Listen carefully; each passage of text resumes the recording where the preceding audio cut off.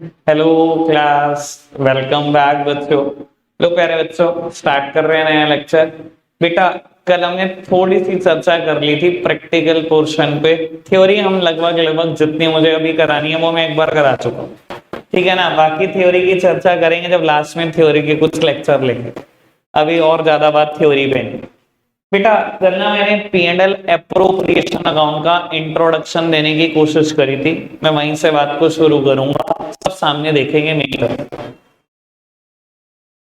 बेटा P and L appropriation के account है तो दिखने में टी शेप होगा and left hand side is debit side and right hand side is credit side. किसी ने बोला था क्या लेफ्ट हैंड साइड क्रेडिट है?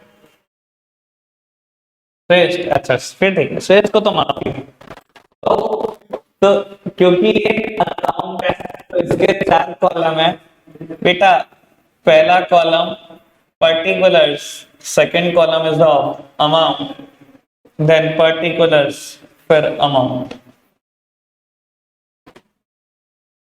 लो पुत्र बेटा profit and loss appropriation account. भाई यार प्लीज यार देखो ना, चुप कराने का मेरे पास भी समय नहीं है। तुम चाहते भी हो कि कोर्स भी टाइम से रहे, सब कुछ टाइम से रहे, तो भाई मेरे साथ भी कोऑपरेट कर। मैं नहीं कराऊंगा बेटा किसी को, बाहर जाएगा वो। बेटा अकाउंट का नाम है profit and loss appropriation account या profit and loss adjustment account. बेटा कह दो चाहे profit and loss appropriation account, चाहे कह लो एडजस्टमेंट अकाउंट, कोई फर्क नहीं पड़ता, एक ही बात है। दूसरी बात, इसका फॉर्मेट बिल्कुल पीएनएल अकाउंट जैसा है, प्रॉफिट एंड लॉस अकाउंट जैसा जो आपने 11th क्लास में बनाया, ठीक है ना जी।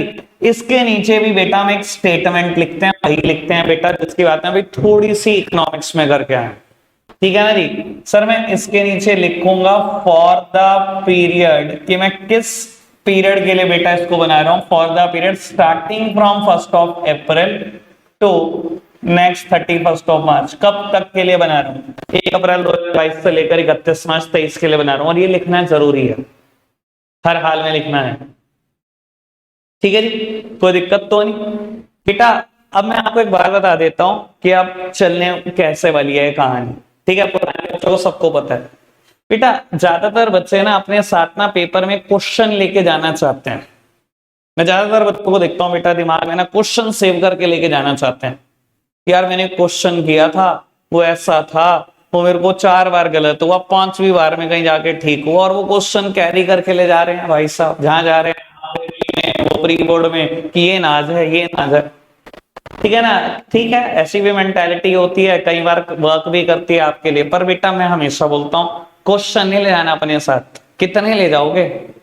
कंसेप्ट लेके जाना अपने साथ, ठीक है ना बेटा। मैं कंसेप्चुअल स्टडी में बिलीव करता हूं, और लगभग बेटा 80 के आसपास हमने कंसेप्ट लिखे हैं जिसमें पूरी अकाउंट समाई हुई है। 80 अकाउंट्स में 80 कंसेप्ट में समाई हुई है। देखने में तो बेटा 3 बुक पता नहीं कितना बड़ा पहाड़ है, पर हमने 80 कंसेप्ट ऐसे लिखे हुए हैं जिसमें पूरी अकाउंट समा गई है, ठीक है ना। ऐसा लग रहा था बेटा कहीं 100 क्रॉस ना कर जाए, कहीं 120 ना पहुंच जाए, पर बेटा सिर्फ 80 में सब कुछ हो गया। तो बेटा मेरा ख्याल है मेहनत कंसेप्ट पे भी की जाए, ठीक है ना। क्वेश्चन तो ठीक है, जितने आपकी प्रैक्टिस है उतने ज्यादा करो, जितना आपके पास टाइम है उतना ज्यादा करो, ठीक है। तो बेटा अब मैं पहले कंसेप्ट की शुरुआत कर रहा हूं, और बेटा हर कंसेप्ट की ना एक हेडिंग दी हुई है मैंने, ठीक है जी। और ये बनाए मैंने बहुत मेहनतों से बनाए हैं बेटा, ठीक है ना। और ऐसे का ऐसा कर सको इनको याद, तो बहुत अच्छी बात है। तो बेटा हर कंसेप्ट की एक हेडिंग है, उसमें कुछ चर्चाएं लिखी हुई हैं, और उस पर बेस्ड हम बहुत सारे क्वेश्चन देखते हैं। हर कंसेप्ट के ऊपर हमें कम से कम 4-4, 5-5 क्वेश्चन मिल जाते हैं बुक में। तो बेटा पहले कंसेप्ट की हेडिंग यही है, profit and loss appropriation account, ठीक है। नए बच्चे जिन्होंने नहीं लिखा बेटा, उनको मैं कहीं ना कहीं प्रिंट करा कर दे दूंगा कंसेप्ट सारे, ठीक है ना। और जिन्होंने लिखा हुआ दोबारा कभी लिखने की जरूरत नहीं है, दोबारा तो हम ऐसे ही पढ़ेंगे, पीडीएफ रखेंगे सामने, ठीक है जी। बेटा मैंने इसकी थोड़ी सी चर्चा कल आपके साथ कर ली है, एक बार मैं पहले वो रिपीट करूंगा, फिर बेटा हम कंसेप्ट की तरफ वापस आएंगे। बेटा पहला कंसेप्ट है profit and loss appropriation account, और इसके ऊपर बेटा मैंने 5 पॉइंट लिखे हुए हैं, और मुझे इन 5 पॉइंट की चर्चा करनी है आपके साथ, ठीक है ना। जिसमें से एक पॉइंट की चर्चा में, मतलब 2 पॉइंट की चर्चा मैं आपसे कल करके गया था। सबसे पहली बात बेटा, इसका जो नेचर है, profit and loss appropriation account का जो नेचर है, बताओ कल मैंने क्या बताया था, कौन सा नेचर है इसका? नॉमिनल। नॉमिनल का रूल क्या है बेटा? Debit all the expenses and losses and credit all the income and gains. ये बताया था कल मैंने, पक्का से। मैंने पहले पॉइंट की भी चर्चा करी थी। मुझे कोई ये बताएगा P and L appropriation account की जरूरत क्या है? कल बताया था। बिल्कुल बेटा, देखो ट्रेडिंग और profit and loss account outsiders के लिए काम करते हैं बिजनेस के। अगर बेटा पार्टनर्स, जो पार्टनरशिप फर्म के ओनर है, अगर बेटा उनसे कुछ पैसा लेना हो पार्टनरशिप फर्म ने, या पार्टनरशिप फर्म ने अपने ओनर को, पार्टनर को कुछ देना हो, तो बेटा उसके लिए trading and profit and loss account नहीं है। उसके लिए जो अकाउंट है बेटा वो profit and loss appropriation account है। यानी कि अपने बिजनेस के ओनर को कुछ भी अमाउंट पे करना है, या अपने बिजनेस के ओनर से कुछ भी अमाउंट आपने लेना है, तो बेटा उसके लिए कोई पी एंड एल अकाउंट नहीं है, उसके लिए P and L appropriation account है। समझ में आ रही है बेटा बात? यानी कि ये अकाउंट क्या शो करता है? ये अकाउंट यही शो करता है कि कैसे हम प्रॉफिट्स को पार्टनर के बीच में बांटते हैं अंडर द डिफरेंट हेड्स। समझ में आ रही है बेटा बात? कोई दिक्कत तो नहीं? मैंने ये 2 चीजों की चर्चा आपसे कल कर ली थी, मेरा ख्याल इसमें कोई दिक्कत तो नहीं होगी। ठीक है ना, किसका नेचर नॉमिनल अकाउंट है। दूसरा बेटा, ये अकाउंट क्या शो करता है कि कैसे हम अपने प्रॉफिट को अपने पार्टनर्स के बीच में बांटने वाले हैं अंडर द डिफरेंट हेड्स। वो हेड्स क्या क्या है बेटा, अभी आपको पता लगता है। ठीक है बाबू, नॉमिनल अकाउंट पे मैं एक बात और बोल देता हूं, कल मैं जाते आते बोलकर गया था बेटा, हमारी बुक का नाम पता क्या है? Accounting for partnership firm. हम जो अकाउंट्स बना रहे हैं बेटा वो पार्टनरशिप फर्म के लिए बना रहे हैं, किसी एक सिंगल पार्टनर के लिए नहीं बना रहे। और आपका मेंटालिटी भी बिल्कुल वैसे ही रहनी चाहिए बेटा पूरी किताब में। बेटा अगर मैं किसी पार्टनर के लिए अकाउंट सिखाने होते ना, तो बेटा वो हमें सिखाते ही ना। वो कहते हैं 11th में सीख तो ली सोल प्रोप्राइटरशिप की अकाउंटिंग, एक सिंगल पार्टनर की अकाउंटिंग तो बिल्कुल वैसे ही होगी जैसे सोल प्रोप्राइटर की होती है। हम कुछ नहीं सिखा रहे, तो आपको आता है। वो मैं पार्टनरशिप फर्म की अकाउंट सिखाना चाहते हैं, क्योंकि मैं पार्टनरशिप फर्म की बात करूंगा, इसलिए बेटा जब मैं यहां पर कुछ डेबिट सोचूंगा ना, तो पार्टनरशिप फर्म के खर्चे सोचूंगा। नॉमिनल अकाउंट का नेचर क्या कहता है? Debit all the expenses and losses. Debit किसको करना है? खर्चों को, लॉसेस को, पार्टनर के नहीं। मैं पार्टनरशिप फर्म के अकाउंट्स बना रहा हूं, पार्टनरशिप फर्म के खर्चे और लॉसेस को। और जब मैं क्रेडिट करूंगा इस अकाउंट में किसी चीज को, तो बेटा पार्टनरशिप फर्म की इनकम और गेन्स को करूंगा, पार्टनर नहीं सोच रहा हूं मैं। क्या मैं क्लियर इस बात को? पक्का से बेटा। अब मैं इस अकाउंट के फॉर्मेट पे चर्चा करता हूं, और फिर इन 2 मुद्दों के अलावा बची हुई भी 3 और बातें हैं मेरे पास, फिर उनकी चर्चाएं करेंगे। ठीक है, कोई दिक्कत तो नहीं अभी तक? बढ़ जाएं आगे, चलो जी।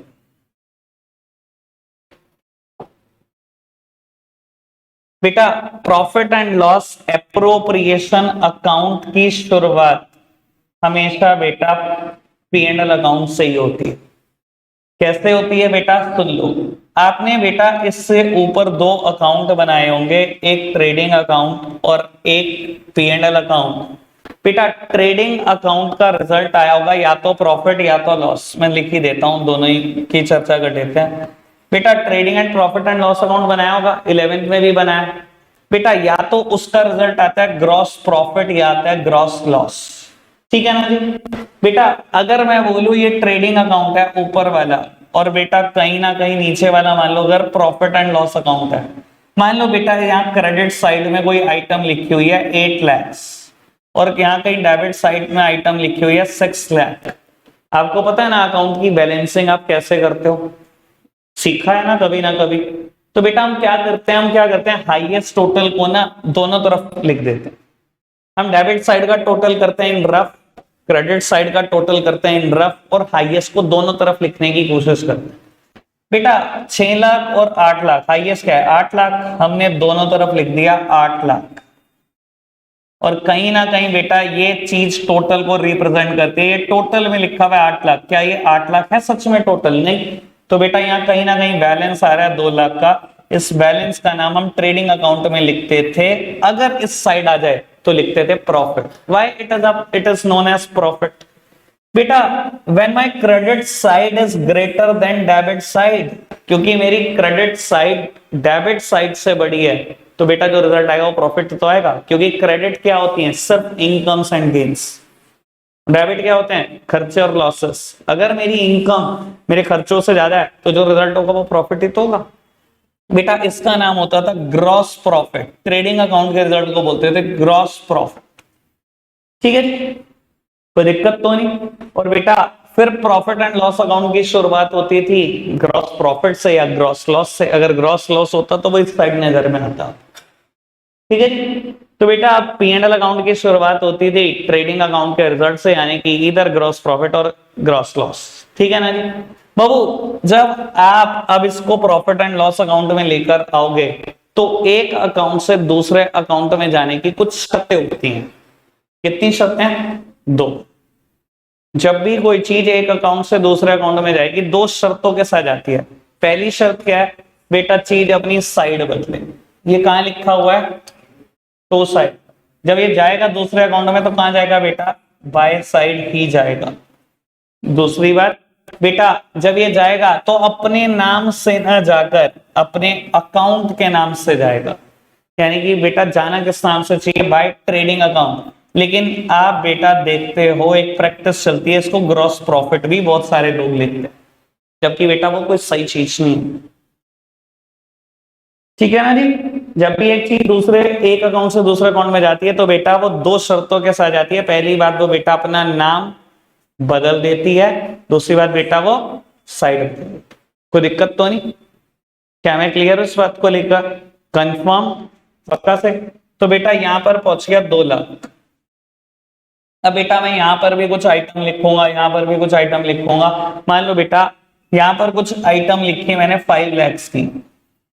2 लाख पहले था, 5 लाख और आ गया। और यहाँ पर बेटा 3.5 लाख की मैंने आइटम लिखे। अब फिर बैलेंसिंग करो, क्या है बेटा? हाईएस्ट टोटल यहाँ 3.5 यहाँ 7। हाईएस्ट टोटल को दोनों तरफ लिख दो, मैंने लिख दिया 7 लाख रुपए। ठीक है ना बेटा? बैलेंस बचा 3.5 लाख, मैंने लिख दिया। और इसका नाम क्या है बेटा? इसका नाम होता था नेट प्रॉफिट। यहां पर आता तो बैलेंस क्या होता? Net loss. ठीक है जी, ये बात मैं 11th की कर रहा हूं, मैंने अभी 12th की बात कोई शुरू नहीं करी। अब 12th की बात शुरू। बेटा profit and loss appropriation account की शुरुआत अकाउंट के रिजल्ट से होती है, इधर नेट प्रॉफिट और नेट लॉस। शुरुआत इससे से ही होगी इस अकाउंट। ठीक है जी, और बेटा जब शुरुआत होगी, मान लो नेट प्रॉफिट या 3.5 लाख, उससे शुरुआत करने जा रहे हैं, तो बेटा एक अकाउंट से दूसरे अकाउंट में जाने की शर्तें आपको पता ही है। सबसे पहले ये चीज अपनी साइड बदल देगी। दूसरी बात, ये जब जाएगी तो बेटा अपने नाम से नहीं, अपने अकाउंट के नाम से। यानी कि बेटा इसका नाम क्या जाना चाहिए? Bye profit and loss account. और बेटा कुछ टाइम के लिए हम प्रैक्टिस के तौर पर यहां ब्रैकेट में लिखते थे नेट प्रॉफिट, जबकि लिखना नहीं है, by profit and loss account ही लिखना है। ठीक है, बहुत सारे टीचर्स की ऐसी भी प्रैक्टिस है, वो सीधा लिखवाते हैं बाय नेट प्रॉफिट। सर सही तो नहीं है, बाकी ठीक है, अगर टीचर का मूड हुआ तो चाहे तो वो नंबर काट सकता है। ठीक है जी, कोई दिक्कत तो नहीं? समझ में आई बेटा बाबू? अच्छा अगर ये नेट लॉस होता तो यहां पर होता लिखा हुआ बाय नेट लॉस, तो बेटा सबसे पहले साइड बदल दो। दूसरी बात, नाम अकाउंट का जाएगा, यानी कि नाम क्या जाता? To profit and loss account, और लिखना चाहो तो ब्रैकेट में लिख सकते हो नेट लॉसेस। दिक्कत तो नहीं? समझ में आ रही है बेटा बात? चलो जी अब बात को आगे बढ़ाते हैं। बेटा P&L एप्रोप्रिएशन अकाउंट इसलिए बन रहा है कि हम अपने पार्टनर को कुछ भी पे करना चाहते हैं या अपने पार्टनर से कुछ भी लेना चाहते हैं, इसी अकाउंट में पे करना है, इसी अकाउंट में चार्ज करना है। ऐसे ही इसलिए बन रहा है, लॉजिक यही था इसका बनने का। चलो जी बेटा, पहली चीज जो आप अपने पार्टनर को पे कर सकते हो उसका मैं कल हिंट दे चुका हूं, याद आ जाएगा। एक्टिव पार्टनर, स्लीपिंग पार्टनर याद है, सैलरी याद आई? बेटा एक पार्टनर मेरे लिए एजेंट के तौर पे काम कर रहा है, दिन रात पागलों की तरह काम कर रहा है, क्या वो सैलरी की तरह नहीं करता? नौकरों की तरह काम कर रहा है, करता है, दो उसको सैलरी। अब बेटा पहले ये बात सोचो, ये पार्टनरशिप फर्म के लिए एक्सपेंस है या इनकम, बस ये सोच के बताओ। भाई मेरी पार्टनरशिप फर्म पार्टनर को पे करेगी, मैं तो पार्टनरशिप फर्म के हिसाब से सोचता हूँ सब कुछ, मैं उसके लिए तो खर्चा है। और बेटा नॉमिनल अकाउंट क्या कहता है, debit all the expenses and losses, तो बेटा डेबिट साइड दिखा दो, इस खर्चे को दिखाना मत भूलना। तो सैलरी टू पार्टनर्स। बेटा अब वो पार्टनर काउंटिंग में एक हो, दो हो, तीन हो, पता नहीं कितने हो, मैं मान के चल रहा हूं अभी दो ही पार्टनर हैं, ए और बी, तो ए और बी की सैलरी का टोटल करना इनर कॉलम में, और बेटा इस टोटल को ले जाना आउटर कॉलम में। कोई दिक्कत तो नहीं, समझ में आई बेटा? कोई दिक्कत तो नहीं है? चलो जी आगे बढ़ाते हैं। बेटा अब मान लो ए और बी दोनों ने बिजनेस को चलाने के लिए 15-15 लाख रुपए दिए। एक कंसेप्ट हमें 11th क्लास में पढ़ाया जाता था, कंसेप्ट का नाम था बिजनेस एंटिटी कंसेप्ट। कुछ याद क्या कहता था कंसेप्ट? बिजनेस तो बिल्कुल अलग बात और बिजनेसमैन तो बिल्कुल अलग बात। मतलब अगर मैं यहां पर लगाऊं इस सिचुएशन पे, तो पार्टनरशिप फर्म तो बिल्कुल अलग बात और पार्टनर्स तो बिल्कुल अलग बात।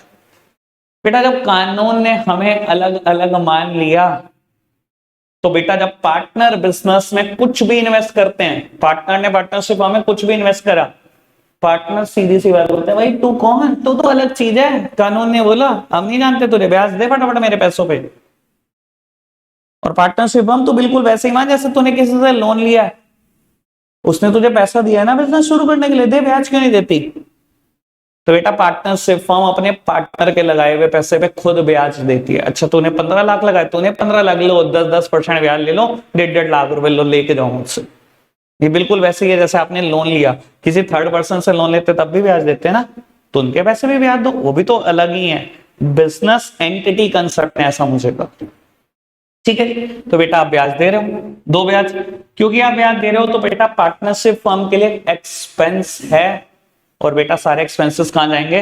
On the debit side. तो बेटा आपने लिख दिया टू इंटरेस्ट ऑन कैपिटल, ए का और बी का जितना जितना इंटरेस्ट है बेटा टोटल कर लेना इनर कॉलम में और फिर बाहर ले जाना, ठीक है जी? कोई दिक्कत तो नहीं? बेटा अब एक ऐसा मौका आया कि पर्सनल एक्सपेंस के लिए ए और बी को बिजनेस से कुछ पैसे निकालने पड़े, और पर्सनल एक्सपेंस आप समझते ही हो, टेक्निकल भाषा हमारी है ड्रॉइंग्स। बेटा ए ने 2 लाख रुपए की ड्रॉइंग्स करी और बी ने 5 लाख रुपए की ड्रॉइंग्स करी। मैंने कहा अब आया ना वो मौका, मैंने कहा अब भी तो अलग ही बात है, अब पार्टनरशिप फर्म अभी भी तो अलग है और पार्टनर्स अलग ही तो है, तुमने कैसे ड्रॉइंग्स कर ली, बिजनेस से पैसा कैसे निकाल दिया, लाओ अब तुम ब्याज दे दो। तो बेटा इंटरेस्ट ऑन ड्राइंग्स पार्टनर से हम चार्ज करते हैं, उनसे हम इंटरेस्ट ऑन ड्राइंग्स लेते हैं, और बेटा अगर पार्टनरशिप फर्म को मिली है तो उसके लिए इनकम है, और दुनिया की सारी इनकम्स बेटा क्रेडिट होती हैं, ऐसा नॉमिनल अकाउंट बोलता है। तो बेटा इनकम है क्रेडिट कर रहा हूं बाय इंटरेस्ट ऑन ड्राइंग्स। पहले बेटा पार्टनर्स का टोटल कर लेना इनर कॉलम में और इसको ले जाना आउटर कॉलम में, कोई दिक्कत तो नहीं? बेटा मैं ऐसा मान के चल रहा हूं और ऐसा एक्चुअली में होता है कि या तो प्रॉफिट होगा या तो लॉस, इसलिए मैं लॉस वाली बात यहां से हटा देता हूं, या तो प्रॉफिट होगा या तो लॉस, मैंने नेट प्रॉफिट लिख दिया तो लॉसेस तो नहीं होंगे ना, ठीक है जी? कोई दिक्कत तो नहीं? पक्का से? बेटा इसके अलावा कभी आपने किसी रिजर्व में कोई प्रॉफिट ट्रांसफर करा, मान लो ये 3.5 लाख का प्रॉफिट है और ये बेटा 50,000 रुपए का इंटरेस्ट ऑन ड्रॉइंग्स है, तो कितना हो गया टोटल प्रॉफिट? यार कितना हो गया टोटल प्रॉफिट? 4 लाख, 3.5 पहले था, 50 से हो गया 4 लाख। 4 लाख में से मान लो बेटा सैलरी 2 लाख है और 1 लाख इंटरेस्ट ऑन कैपिटल है, 4 लाख में से 3 लाख चलेगा, अभी भी कितना पड़ा है? 1 लाख। मेरी फर्म ने कहा भी तो ठीक प्रॉफिट पड़ा है, हमारे पास 1 लाख पड़ा है, थोड़ा सा ना रिजर्व में डाल लो, 50,000 डाल लो रिजर्व में। बेटा रिजर्व क्यों बनाए जाते हैं? बेटा रिजर्व्स की ना एक बड़ी सिंपल सी डेफिनेशन है, अपने प्रॉफिट्स को सेट असाइड करना फॉर द अननोन लायबिलिटी, अपने प्रॉफिट में से अमाउंट को अलग निकाल के रख लेना अननोन लायबिलिटी के लिए, कि पता नहीं कब कोई लायबिलिटी अराइज हो जाए, बिजनेस है टोटल अनसर्टेन है, मुझे क्या पता कब कोई लायबिलिटी अराइज हो जाए, तो उन्हें प्रॉफिट में से अमाउंट को सेट असाइड करना क्या है बेटा? वो रिजर्व बनाना है, ठीक है जी? तो बेटा आपने अगर कोई रिजर्व बनाना है तो यही बनाना है, अपने प्रॉफिट को सेट असाइड करना है तो बेटा यही करना है। तो मैंने लिख दिया टू ट्रांसफर टू रिजर्व। मान लो बेटा आपने 50,000 यहां भी ट्रांसफर कर दिया, 4 लाख में से 3.5 लाख खत्म, ठीक है, कर दो बैलेंस। देखो इस अकाउंट की ना बड़ी अच्छी एक ब्यूटी है, गिन के 5 आइटम, छठी कोई बात नहीं है। और बच्चा अगर परेशान हो रहा है ना तो बेटा आप में खुद खुद में कुछ दिक्कत है बेटा, मतलब 5 बातें नहीं समझ में आई आपको तो फिर तो क्या ही आएगा समझ आप बेटा। 1 2 3 4 5, मुझे नहीं लगता बेटा कोई और बात आने वाली है। या तो बेटा कभी सैलरी नाम नहीं देगा तो कमीशन दे देगा, सैलरी कमीशन नहीं देगा तो रेम्यूनरेशन दे देगा, बस ये यहां पर परेशान अगर वो तुम्हें कर रहा है तो भाई फिर मुझे समझ नहीं आता आप अकाउंट्स कैसे झेलोगे, ठीक है ना। ये गिन के 5 आइटम है, छठी कोई आइटम ही नहीं होती यहां पर, ठीक है जी। अब बेटा इसके बाद जो बचती है वो सिर्फ बैलेंसिंग वाली बात बचती है, करो बैलेंसिंग। वो तो बेटा पता नहीं 11th क्लास तक कितने बैलेंस कर दिए बेटा। Highest total should be placed on the both side and the highest here is 4 lakh, मैंने दोनों तरफ लिख दिया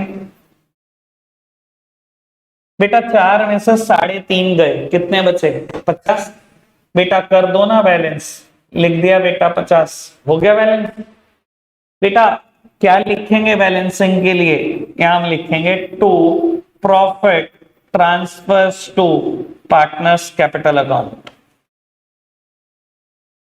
अब मैं बताता हूं इसका लॉजिक क्या है। और बेटा जितने पार्टनर हो उतने पार्टनर में बांट देना इस प्रॉफिट को। देखो बेटा अगर क्वेश्चन में कोई रेशियो स्पेसिफाइड नहीं होगी तो इक्वल बांट देना, ये मैं नहीं कह रहा हूं, ये एक लॉ कहता है, वो लॉ कल पढ़ाऊंगा मैं, ठीक है जी। जो पुराने सबको पता है बेटा, कहीं ना कहीं भी पढ़े हो, ये सबने बताई होगी बात, ठीक है जी, कोई दिक्कत तो नहीं। तो बेटा 50,000 थे, आपने क्या करा इक्वल बांट दिया क्योंकि मेरे क्वेश्चन में कुछ भी स्पेसिफाइड नहीं है। अब ये मैंने बेटा पार्टनर कैपिटल अकाउंट में प्रॉफिट को ट्रांसफर क्यों किया, ये कैसे किया, ये अगर मुद्दा है तो बेटा याद करो अपनी 11th क्लास। नेट प्रॉफिट बचता था, मान लो कुछ भी बच गया, 20,000 रुपए बच गया P&L अकाउंट से, बेटा इस नेट प्रॉफिट को बैलेंस शीट में फटाफट से प्रोपराइटर की कैपिटल में जोड़ते थे क्या नहीं जोड़ते थे नेट प्रॉफिट को। कोई मुझसे पूछे बताए मेरे को क्यों जोड़ते थे बेटा। जो इंसान बिजनेस को चलाने का रिस्क लेता है, प्रॉफिट हो या लॉस हो उसको बिलोंग करता है। रिस्क कौन ले रहा था वहां पर 11th क्लास में, प्रोपराइटर। तो बेटा अगर प्रॉफिट हुआ था तो प्रोपराइटर की कैपिटल में जोड़ दो उसका है, और लॉस हुआ था उसकी कैपिटल में से माइनस कर दो वो भी उसका है। तो बेटा यहां रिस्क कौन ले रहा है, बेटा पार्टनर ले रहे हैं। तो बेटा अगर प्रॉफिट बच रहा है या लॉस बच रहा है किसका है, पार्टनर का है, उनकी कैपिटल में जोड़ेंगे हम, ये मैंने ये लिखा है, कोई दिक्कत तो नहीं, समझ में आ रही है बेटा बात अभी तक मैंने जितनी बोली, पक्का से फॉर्मेट क्लियर है। अब बेटा मैं कंसेप्ट को आगे बढ़ा रहा हूं, मैंने कंसेप्ट के पहली बात में यही लिखा है, this account shows distribution of profit among partners under different head. किस अकाउंट में जितना भी प्रॉफिट होता है पार्टनर्स के बीच में बांटने वाला हम बांटते हैं अंडर द डिफरेंट हेड। वो हेड सैलरी हो सकता है, वो हेड कमीशन हो सकता है, वो रेम्यूनरेशन हो सकता है, वो इंटरेस्ट ऑन कैपिटल हो सकता है, ठीक है जी। दूसरी बात हमने ये लिखी कि इसका नेचर नॉमिनल अकाउंट है, वो नॉमिनल अकाउंट का रूल लिखा और इसका फॉर्मेट लिखा। चलो जी आगे बढ़ाते हैं बात को, ये बड़े काम की बात है, अब शुरू हो गई।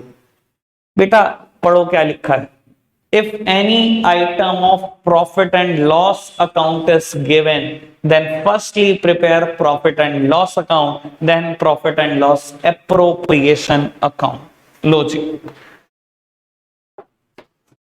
बाबू ये थोड़ा सा स्पीड बनाए रखने के लिए मैंने इसलिए किया, मैं लिख नहीं सकता बार बार इन चीजों को, ठीक है ना। पीडीएफ से पढ़ो फटाफट से और फिर वापस आओ, हम तो अपने मुद्दे की तरफ बढ़ेंगे, हमें 3.5 महीने में सिलेबस खत्म करना है, ठीक है जी। चलो मैंने लिखा बेटा अगर कोई item profit and loss account की है तो पहले प्रॉफिट एंड लॉस अकाउंट बनाना, फिर profit and loss appropriation account बनाने की सोचना।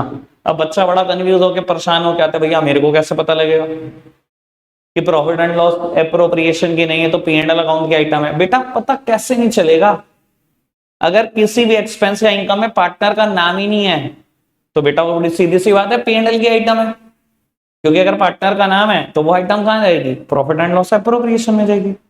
और सबसे ज्यादा जो एक नाम आता है बेटा वो मैनेजर कमीशन का आता है, सबसे ज्यादा नाम पेपर में जो होता है।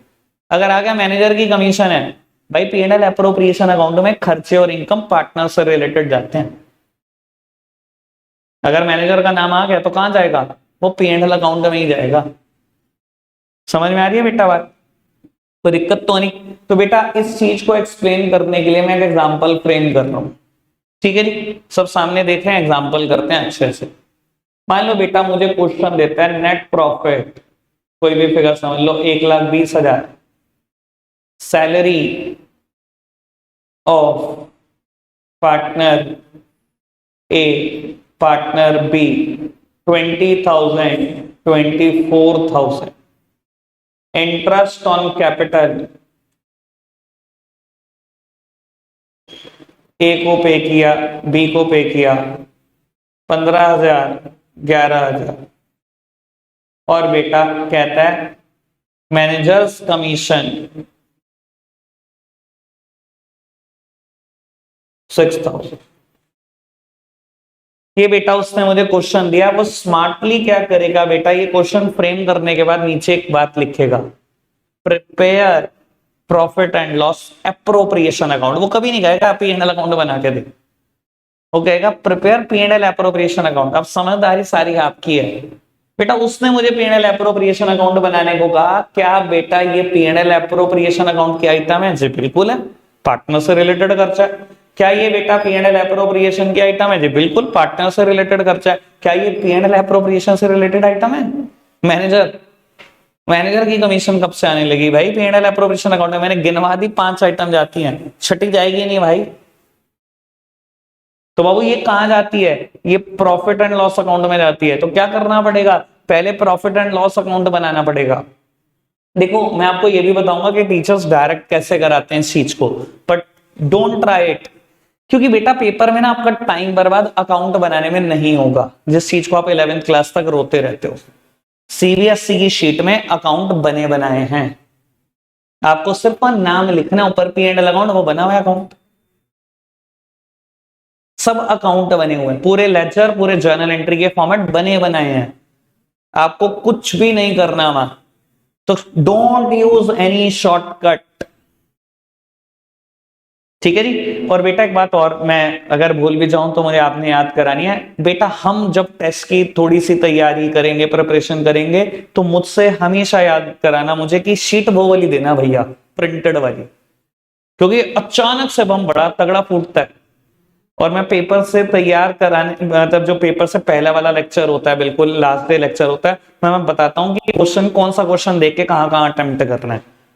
एक बार बताऊं, सीबीएसई ने ना आपकी सहूलियत के लिए प्रिंट किया था ये, और आधे बच्चों के लिए वो सहूलियत नहीं, वो जान पे आफत बन गई है वो फॉर्मेट। बच्चे को समझ नहीं आता, अच्छा डिसोल्यूशन का क्वेश्चन ये वहां करूं, अच्छा डेप्थ का क्वेश्चन इसमें जर्नल एंट्री आ गई, ये कहां करूं, बच्चे की जान पे आफत है। तो बेटा आपको सोचने वाला काम नहीं दूंगा मैं, आपको ट्रेन करके भेजूंगा, ये चीज वहां जाके इस पेज पे लिख देना, पेज नंबर तक बता के भेजूंगा। क्लियर है बेटा बात? चलो, तो अब वो शॉर्टकट यूज नहीं करेंगे। मैं आपको ये भी बता दूंगा टीचर्स क्या शॉर्टकट इसके लिए इस्तेमाल करते हैं, हमने नहीं करना, ये बिल्कुल क्लियर है आपको बात। चलो लोग उत्तर देखते हैं। तो बाबू ऐसे केसेस में सबसे पहले मैं पी&एल अकाउंट बनाऊंगा। बेटा देखो जो मैं शॉर्टकट यूज कर रहा हूं, ये आप मत करना, पूरा लिखेंगे profit and loss account for the period, जिस पीरियड के लिए आप बना रहे हो, ठीक है जी। पूरा proper format, particular amount, particular amount, ठीक है जी। बाबू मेरे पास क्वेश्चन में प्रॉफिट है 1,20,000, और बेटा एक आइटम है मैनेजर कमीशन 6,000 रुपए की, जो प्रॉफिट एंड लॉस की है, ठीक है जी। तो बेटा पहले प्रॉफिट लिखो। देखो मैं आधे से ज्यादा बच्चों को बोलता हूं ना, पहले प्रॉफिट लिखो, बच्चा यहां लिख देता है नेट प्रॉफिट। भाई तुमने सीखा क्या, सारी इनकम, सारे गेन्स क्रेडिट होते हैं। अब बच्चा मुझसे क्वेश्चन करता है भैया नेट प्रॉफिट तो यहां आता है, बेटा वो बैलेंसिंग फिगर आता है, वो इसलिए आता है क्योंकि क्रेडिट साइड बड़ी थी डेबिट साइड की, अल्टीमेटली क्रेडिट साइड बड़ी थी। आपको पता है इस बैलेंस को क्या बोलते हैं जो दिखाई दे रहा है, इसे हम बोलते हैं credit balance. When credit side is greater than debit side, this balance is known as credit balance.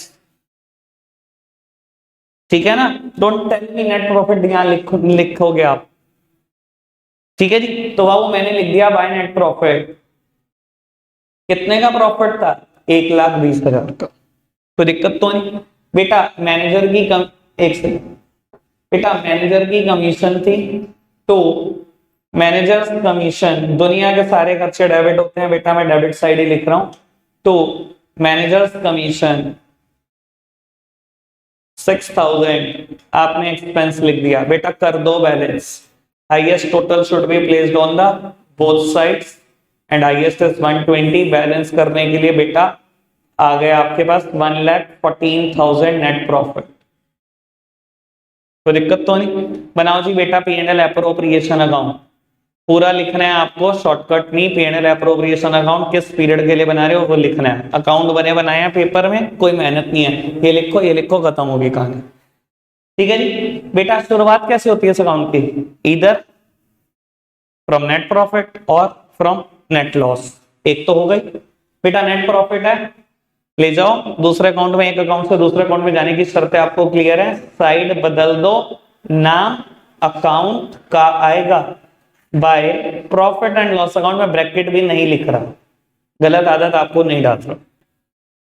ठीक है जी, by profit and loss account मैंने लिख दिया 1,14,000। अब देखो बेटा क्या एक्सपेंसेस थे बेटा। एक सैलरी थी पार्टनर की ए और बी की, 20 और 24 थी शायद, तो बेटा मैंने यहां लिख दिया ए के सामने 20, बी के सामने 24, दोनों का टोटल आ गया 44,000, यानी कि 44,000 बाहर लिख दिया। ठीक है जी। और इंटरेस्ट ऑन कैपिटल था, तो इंटरेस्ट ऑन कैपिटल बेटा ए और बी का ये कितना था देख लेते हैं, 15 और गया बेटा 15,000 और 11,000 आपने बाहर लिख दिया 26,000। तो दिक्कत तो नहीं? कर दो बेटा बैलेंस, और कुछ भी नहीं बचता। बाबू हाईएस्ट टोटल को दोनों तरफ लिख दो, ये क्लियरली दिखाई दे रहा है 70,000 कम है, 1,14,000 दोनों तरफ लिख दिया, 70,000 माइनस कर दिए बेटा, बैलेंस में भी 44 आ गया। अगर कोई रेशो स्पेसिफाइड नहीं है तो बेटा इक्वल रेशो में बांट देंगे, लिखेंगे to profit transfers to A capital B capital 22,000 each, दोनों तरफ लिखो, खत्म का। ठीक है जी, सिंपल। बाबू अभी कंसेप्ट पूरा नहीं हुआ, ये तो कंसेप्ट की तीसरी बात थी, बस अब चौथी और पांचवी बात करेंगे, और आज के लिए पहला कंसेप्ट ही रखेंगे। ठीक है जी। अब चौथी और पांचवी बात दोनों इकट्ठे पढ़ेंगे, और बेटा दोनों से रिलेटेड एक ही क्वेश्चन में दोनों बातें समझो। पहले बेटा 5th पॉइंट पढ़ो तो थोड़ा ज्यादा अच्छा है। बाबू क्वेश्चन में आपसे ओथी करते कराता है, जब सैलरी देता है आपको तो कई बार ना सैलरी मंथली देने लग जाता है, या क्वार्टरली देने लग जाता है, या remuneration monthly, quarterly, half yearly देने लग जाता है। बेटा जब भी ऐसी हरकत हो कि कोई चीज मंथली हो, कोई चीज क्वार्टरली हो, convert it into full year. बेटा उसको फुल ईयर में कन्वर्ट कर देना। मैं क्यों बोल रहा हूं ये बात बेटा, मैंने अभी फॉर्मेट बनाते टाइम इस बात को समझाने की कोशिश की थी। देखो बेटा ये फॉर्मेट में आप लिखते हो कि आप जो एक्सपेंस या इनकम लिखने जा रहे हो किस पीरियड के लिखने जा रहे हो, 1 अप्रैल से लेकर 31 मार्च, मतलब एक पूरे साल के लिखने जा रहे हो। अगर उसने आपको कह दिया सैलरी 3,000 पर मंथ, तो बेटा बच्चा लिखा था टू सैलरी ऑफ ए 3,000, बेटा इट इज 3,000 पर मंथ। मेरे को जो एक्सपेंस या इनकम होगा वो पूरे साल का लिखना है। बच्चों को लगती है इस चीज की कोई अहमियत है? अरे भाई किस पीरियड के लिए बना रहे उसकी तो अहमियत सबसे ज्यादा है। और देख लेना बेटा पेपर में मुश्किल क्वेश्चन पता कब आता है, कि वो बताता है पार्टनरशिप फर्म शुरू हुई है 30 सितंबर को, और बच्चे का दिमाग तो होता नहीं, सैलरी दे दी उसने 3,000 पर मंथ, देखता ही नहीं, वो 12 से मल्टीप्लाई करने में लगा है। बेटा उस केस में जब पार्टनरशिप फॉर्म 30 सितंबर को स्टार्ट हुई है, मैं 30 सितंबर से लेकर 31 मार्च 6 महीने के लिए बना रहा हूं अकाउंट। ऐसे क्वेश्चन बहुत टिपिकल होते हैं जब जहां आपकी अवेयरनेस जीरो होती है। क्लियर है बेटा, बात समझ में आ रही है? तो अगर बेटा सैलरी या कोई भी चीज या कोई भी एक्सपेंस है, इनकम मुझे मंथली गिवन है या क्वार्टरली गिवन है या हाफ ईयर गिवन है, बेटा उसको फुल ईयर में कन्वर्ट करना है ना। नॉर्मल केस, एक्सेप्शंस तो हो ही सकते हैं जो मैंने अभी बता दी कि 30 सितंबर को बिजनेस शुरू हुआ या 1 अगस्त को हुआ, वो एक्सेप्शन है। क्लियर है बात? ये लिखी हुई है बात 5th पॉइंट में। चलो जी, 4th पॉइंट क्या कहता है बेटा? 4th पॉइंट कहता है if any amount is already charged और deducted then it is to be added back. अगर कोई अमाउंट पहले से चार्ज हो रखी है या डिडक्ट हो रखी है तो उसको एड बैक करना ना भूलें। बेटा ये क्या चीज है? लो पुत्र, अब इन दोनों से रिलेटेड बेटा हम एक एग्जांपल फ्रेम करेंगे और 4th और 5th पॉइंट दोनों को एक ही चीज में क्लियर करें। लो जी, एग्जांपल लिख रहा हूं मैं आपके सामने।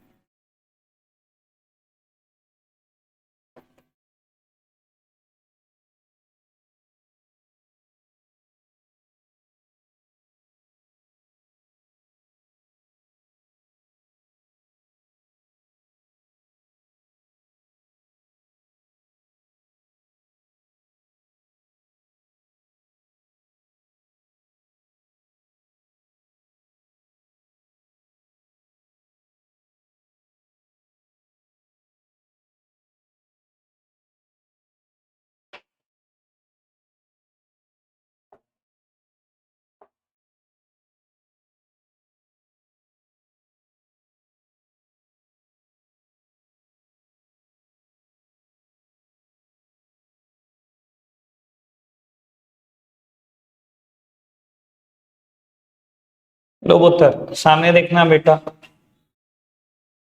बाबू, इंटरेस्ट ऑन कैपिटल ए और बी का लिखा हुआ है 20,000 और 30,000, सैलरी ए और बी की। बेटा ए की सैलरी है 20,000 पर मंथ और बी की सैलरी है 30,000 पर क्वार्टर। अब आप समझदार हो बेटा। 5th पॉइंट जिसकी मैं चर्चा अभी कर रहा था कंसेप्ट में, वो ये है सर, अगर कोई भी एक्सपेंस पर मंथ पर क्वार्टर पर हाफ ईयर दिया हुआ है, मुझे क्या करना है? एनुअली चाहिए, मुझे तो खर्चा पूरे साल का चाहिए। दूसरी बात, ये बात पर कहता है net profit after charging interest on capital but before charging salary is 6 lakh. भाई ये क्या मुसीबत है? देखो बच्चे ना इंग्लिश में फंसता है, मतलब मैं कहूं अकाउंट्स में फंसे ना यार, ठीक है हम बहुत अच्छे से हल निकाल देंगे। तुम इंग्लिश में फंसोगे, उसका हल क्या है? ठीक है ना, अंग्रेजी थोड़ी स्ट्रांग करो बेटा। अकाउंट्स और मैथ्स के लिए मुझे लगता है अंग्रेजी बहुत अच्छी होनी जरूरी है। उसने बोला net profit after charging interest on capital, यानी कि net profit interest on capital minus करने के बाद, लेकिन सैलरी माइनस नहीं करी, सिर्फ इंटरेस्ट ऑन कैपिटल माइनस करने के बाद, सैलरी माइनस नहीं करी। इंटरेस्ट ऑन कैपिटल माइनस करने के बाद 6 लाख है। भाई कोई मुझसे पूछे कि तूने इंटरेस्ट ऑन कैपिटल माइनस क्यों किया, भाई मैंने कहा था क्या? तूने माइनस करके दे दिया। उसने देखो, उसने तो अपनी तरफ से हमारे लिए सहूलियत दी कि उसने इंटरेस्ट ऑन कैपिटल माइनस करके दे दिया, ठीक है ना। उसने बेटा प्रॉफिट ऐसा दे दिया जिसमें इंटरेस्ट ऑन कैपिटल माइनस हो चुका था, पर बेटा मुझे तो चाहिए ही नहीं ऐसा प्रॉफिट। देखो मेरे पास तो जो फॉर्मेट है ना लॉ का दिया हुआ, वो स्पेसिफाइड फॉर्मेट है ये। मुझे तो इंटरेस्ट ऑन कैपिटल अलग से माइनस करके दिखाना है। उसने एक ऐसा प्रॉफिट दे दिया जिसमें इंटरेस्ट ऑन कैपिटल माइनस करके दे दिया, सीधा सैलरी माइनस करता और आंसर आ जाता। पर बेटा मुझे सिर्फ आंसर नहीं लाना, मुझे लॉ का दिया गया फॉर्मेट भी तो पूरा करना है। समझ में आ रही है बेटा बात? तो बाबू अगर आपने कोई भी एक्सपेंस माइनस कर दिया है, कोई भी एक्सपेंस, तो बेटा उसको ऐड करो पहले, क्योंकि मुझे फॉर्मेट पूरा करना है। ये लिखा गया था पॉइंट नंबर 4 में कि अगर कोई एक्सपेंस चार्ज हो चुका है या डिडक्ट हो चुका है, चार्ज होना या डिडक्ट होना लगभग सेम कहानी है, चार्ज हो चुका है या डिडक्ट हो चुका है तो उसको पहले ऐड बैक करना, ठीक है जी। लो देखो क्वेश्चन पढ़ो एक बार दोबारा से। कहता है net profit after after charging interest on capital, interest on capital charge करने के बाद, मतलब माइनस करने के बाद, net profit interest on capital charge करने के बाद, लेकिन सैलरी चार्ज करने से पहले, सैलरी का कुछ नहीं किया आपने, सिर्फ इंटरेस्ट ऑन कैपिटल को क्या किया, माइनस कर दिया, वो 6 लाख है। सर मेरी तो बड़ी सिंपल सी कहानी है, ये वो नेट प्रॉफिट है जिसमें इंटरेस्ट ऑन कैपिटल माइनस कर दिया, प्लस कर तू। कितना माइनस करा, इंटरेस्ट ऑन कैपिटल 50,000 का, 20 और 30, सर प्लस कर तू, मुझे माइनस करा हुआ नहीं चाहिए। कितना आ गया प्रॉफिट, 650। यहां से क्वेश्चन शुरू करेंगे 650 से, ठीक है जी। चलो जी कर देता हूं मैं आपके साथ साथ। बेटा 1 ही मिनट लगना है आप।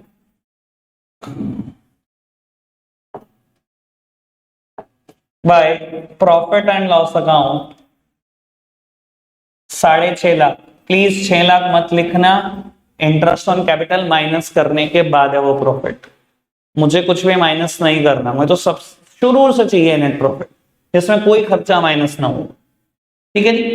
लो जी, इंटरेस्ट ऑन कैपिटल एक्सपेंसेस थे 20 और 30,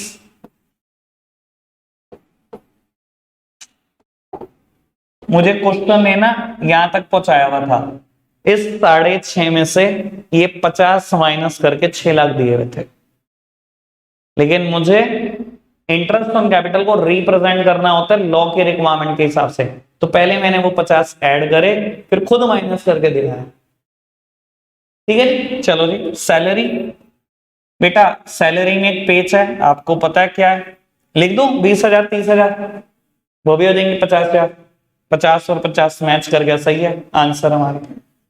बेटा सैलरीज 20,000 पर मंथ, पूरे साल की दिखाना मत बोलना, 240।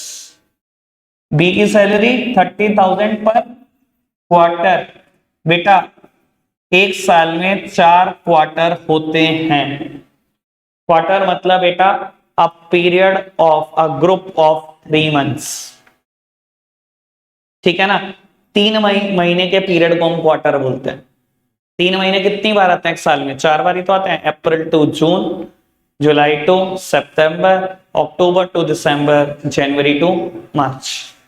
तो बेटा सैलरी 360, तो बेटा 650 में से 410 माइनस कर देना, बैलेंसिंग फिगर इज 2,40,000। अगर कोई रेशो स्पेसिफाइड है तो वैसे बटेगा, नहीं पता तो इक्वल बटेगा 120 120, ठीक है जी, कोई दिक्कत तो नहीं।